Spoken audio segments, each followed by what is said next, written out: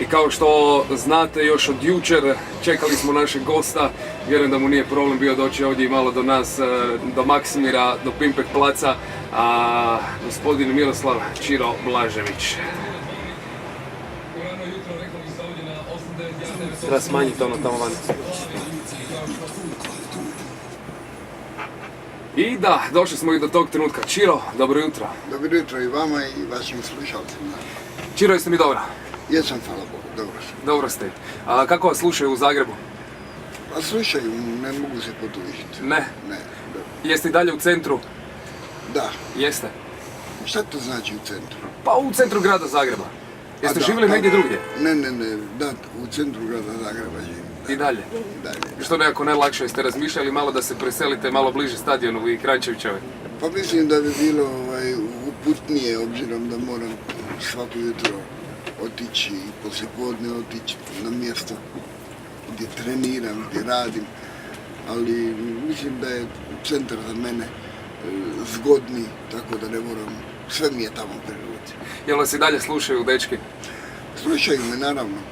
Kako me ne bi slušali kad imaš mogućnost da nekog odstraniš, da nekoga kazniš, ali ja to nikad ne radim. Mislim, odstranim da, ali nikad nisam u životu kaznio igrača. Mi znamo da vam je bio rođendan što prije jedno mjesec dana, jel da? Da. Tako je nekako, pa smo i pripremili malo poklon ovdje za vas. Imamo i nečeg domaćeg od šljive, malo da nas zgrije ovdje, ako ste za to malo možda. Fino, baš mi. Kažu da je zdravo. Ma ne samo da je zdravo, nego ako se umjereno popije, onda malo i vijuge bolje rade. A jel? A da, sad sam ipak pred jednim velikim auditorijom, moram se dobro koncentrirati. Pričali smo cijelo jutro s našim klincima grada Zagreba o zoološkom vrtu, nešto smo naučili, tako da imam par pitanja što se tiče životinja za vas, jel može? Može da pa. Ok.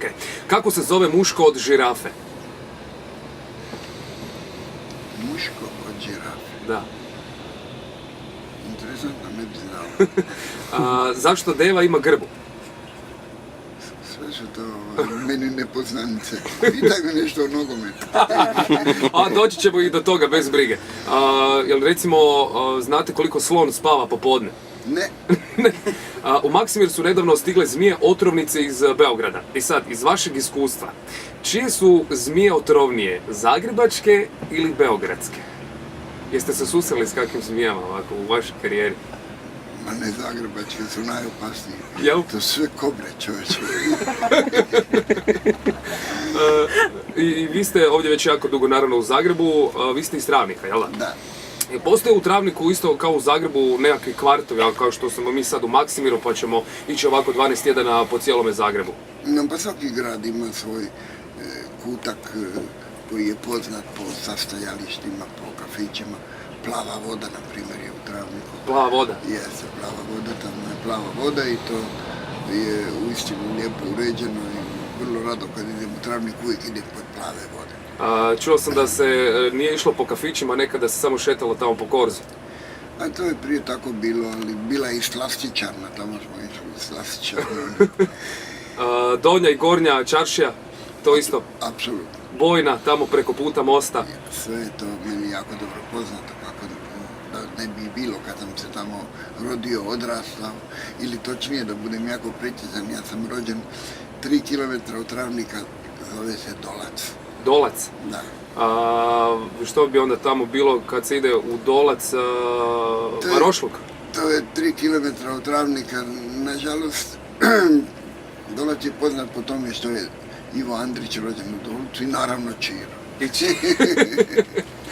Vi ste igrali nogomet za Bratstvo Novi Travnik, jel tako, pa ste onda otišli u Zagreb? Ja sam bio, naravno ja sam igrao za Bratstvo Travnik, jer kad sam ja igrao za Travnik, tek je se taj Novi Travnik afirmirao, a to je bilo jedno selo koje se zvalo Kasapović. Kasapović. Pa onda se to zvalo poslije Pucarevo, po Đuri Pucaru, i na koncu jedno najprimjernije ime su mu dali Novi Travnik. Vi ste kakav kao komšija, kao susjed, jeste kuhali kavu svojim susjedama?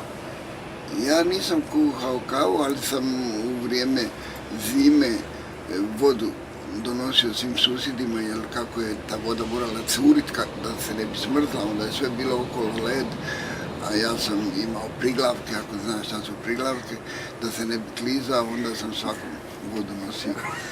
Vi ste imali klizaljke i trčali na skijama da bi ljudima doveli vodu.